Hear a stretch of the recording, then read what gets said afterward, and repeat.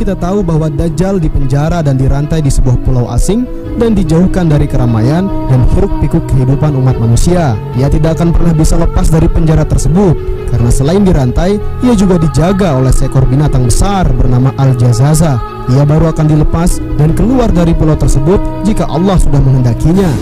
Dalam beberapa hadis dijelaskan bahwa asal-usul Dajjal adalah seorang keturunan Yahudi. Ia lahir dari orang tua yang postur tubuhnya tinggi gemuk dengan hidung yang sangat mancung menyerupai paruh burung. Di masa kecil, Dajjal telah banyak membawa kesialan bagi masyarakat di kampungnya, sehingga banyak masyarakat yang tidak suka dan ingin membunuhnya.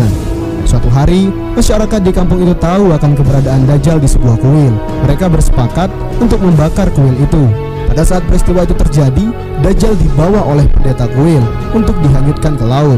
Ketika di laut inilah, Allah memerintahkan malaikat Jibril untuk menyelamatkan Dajjal dan diletakkan di benua Antartik di sebuah gua. Kemudian selanjutnya malaikat Jibril membawa Dajjal ke sebuah pulau kecil dan dijaga oleh seekor binatang bernama Jazazah yang bisa berbicara bahasa manusia. Jibril menyuruh binatang itu menjaganya sejak kecil, kemudian memberinya makan, dan jika anak itu bangun, maka agar memberitahukan asal-usulnya serta mengajarkannya prinsip-prinsip kehidupan. Dajjal kemudian dirawat oleh binatang itu dengan penuh kasih sayang, dan Jibril sesekali datang menengok anak itu, sehingga pada suatu saat di usianya yang ke-7, dia bangun dari tidurnya. Dia keluar dari gua tempatnya berteduh dan bertemu dengan binatang yang mengasuhnya.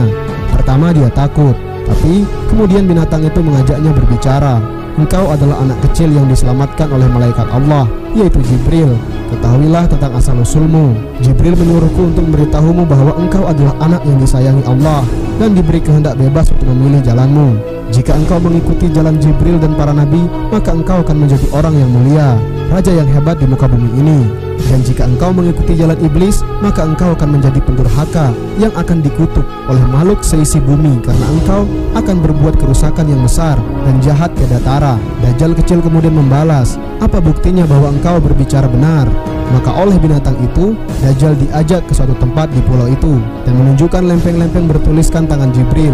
Binatang itu berkata, ini ditulis sendiri oleh malaikat yang mulia, yaitu Jibril, dan merupakan pedoman hidup untukmu. Janganlah kau melenceng dari pedoman-pedoman ini, atau kau akan menjadi manusia durhaka. Lempeng-lempeng itu bertuliskan di antaranya, Allah adalah Maha Pencipta, Raja alam semesta, sembahlah hanya Allah dan jangan mempersekutukannya. Di sisi lempeng itu ada segumpal zat atau materi yang merupakan sisa alat tulis Jibril yang dibawa dari surga. Dajjal kecil memegang zat itu dengan tangannya, kemudian dipermainkannya, dan ia menemukan bahwa zat itu sangat ajaib karena bisa menghidupkan kembali hewan yang sudah mati. Zat inilah yang kelak akan digunakan Dajjal sehingga bisa menghidupkan makhluk yang sudah mati. Binatang pengasuhnya mengajarkan kepada Dajjal cara-cara ritual menyembah Allah dan menyuruh agar rutin melaksanakannya.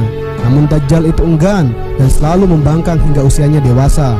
Dia sangat tertarik pada kehidupan di pulau itu, sehingga ia mempelajari semua aspek ilmiah, dan dengan kecerdasannya yang luar biasa, dia mampu menguasainya dengan bantuan penjelasan dari pengasuhnya. Suatu hari Dajjal di dalam tidurnya, malaikat Jibril alaihissalam telah mengajarkan ilmu-ilmu hikmah kepadanya tanpa mengetahui bahwa Dajjal juga dipelihara oleh Azazil atau iblis. Ini adalah permintaan Azazil kepada Allah Subhanahu wa Ta'ala yang juga dikabulkannya. Dikala itu Azazil juga telah menjelma menjadi ular besar dan memberinya makan dan air minum yang dimasukkan ke dalam mulutnya. Binatang pendampingnya sangat sabar, selalu menyuruh Dajjal untuk beribadah kepada Allah. Hingga Dajjal yang telah diceramahi membalas, siapa Allah itu? Kenapa aku tidak pernah melihatnya? Bahkan aku tidak pernah bertemu Jibril yang sering kau bicarakan itu. Jangan-jangan semua yang kau bicarakan itu hanya dustamu agar aku tunduk kepadamu. Dengar ya, aku lebih hebat darimu dan Allah yang kau sebut-sebut itu, kata Dajjal.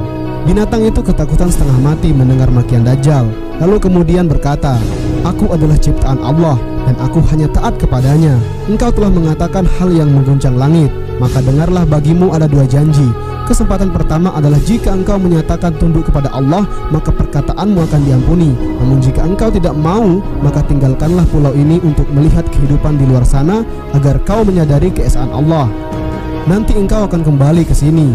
Dan jika pada saat itu engkau masih membangkang, maka janji kedua akan berlaku, yaitu engkau tidak akan pernah lagi dapat kembali ke pulau ini, dan akan menjadi makhluk yang paling jahat di muka bumi ini hingga akhir zaman. Dajjal kemudian pergi, membuat perahu dan di tengah laut berpindah ke kapal lain, dengan mengarang cerita bahwa ia adalah korban kapal.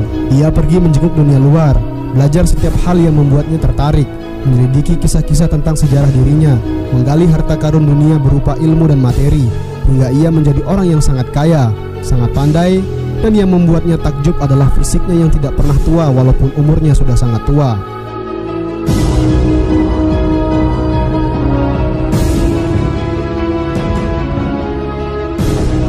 Negeri pertama yang disinggahi Dajjal pada usianya yang ke-20 adalah Yaman.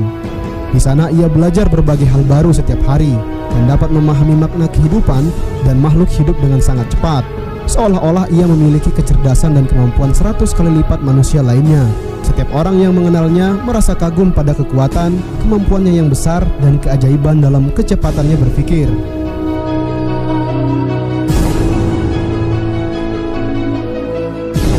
Karena umurnya yang panjang dengan fisik yang tetap baik, Dajjal juga pernah berkelana hingga di zaman Nabi Musa dan zaman Nabi Isa. Setelah berkelana ke berbagai tempat, akhirnya Dajjal pulang kembali ke tempat ia diasuh dulu. Tetapi begitu ia telah berlabuh dan berjalan menuju gua, binatang raksasa berbulu tebal, penguasa pulau itu merintangi jalannya. Binatang itu bersama dengan 20 orang yang bertubuh tinggi melebihi pohon-pohon yang tinggi. Wajah mereka bersinar seperti matahari. Pada tangan mereka terdapat rantai besi berlapis baja yang tampak jelas bukan buatan dunia ini. Dajjal menggigil ketakutan. Ia bertanya, "Apa ini? Siapa mereka? Bagaimana mereka dapat sampai ke sini?" Binatang itu menjawab, "Wahai orang yang paling bodoh, engkau telah menyia-nyiakan dua kesempatan yang diberikan Allah kepadamu, yakni kesempatan untuk bertaubat, dan tidak tersisa bagimu kecuali janji terakhir. Janji terakhir itu adalah seperti yang tertulis dalam pesan Jibril untuk Dajjal. Tidak ada kitab bagimu kecuali apa yang dibawa kepadamu oleh seorang nabi terakhir, yaitu Nabi Muhammad SAW yang datang menjelang akhir zaman. Jika engkau beriman dan meyakini apa yang kami imani, maka Allah akan memudahkanmu untuk mengimani penutup para nabi. Ia bernama Muhammad Al-Amin.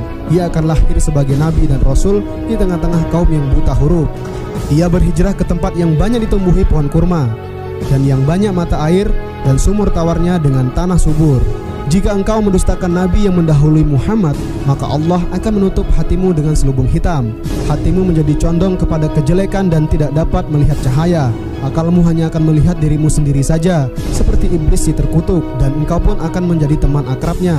Jika engkau tidak mempercayai Allah, malaikatnya, serta Rasulnya, maka engkau akan dimasukkan ke dalam penjara 1000 tahun lamanya. Engkau akan bebas ketika Muhammad SAW telah wafat. Ketika siuman dari pingsannya, Dajjal mendapati dirinya telah berada dalam gua, sementara binatang itu ada di depannya. Kedua tangan dan kakinya terbelenggu dengan rantai yang sangat panjang. Dajjal diliputi ketakutan yang tidak pernah dirasakannya. Ia belum pernah melihat belenggu seperti ini, bahkan dalam penjara Fir'aun dan kerajaan lainnya yang pernah dikunjunginya. Binatang itu berkata, "Engkau adalah Dajjal akhir zaman, raja kejahatan masa depan yang dikutuk oleh seluruh penghuni langit dan bumi.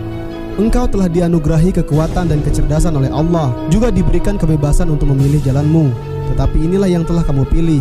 Sekarang engkau berada pada zaman penutup para nabi, kekasih Allah Muhammad SAW. Ia telah lahir beberapa hari yang lalu ketika engkau berada di tengah lautan. Engkau berada di penghujung akhir zaman di bumi. Janji Allah telah datang pada masanya."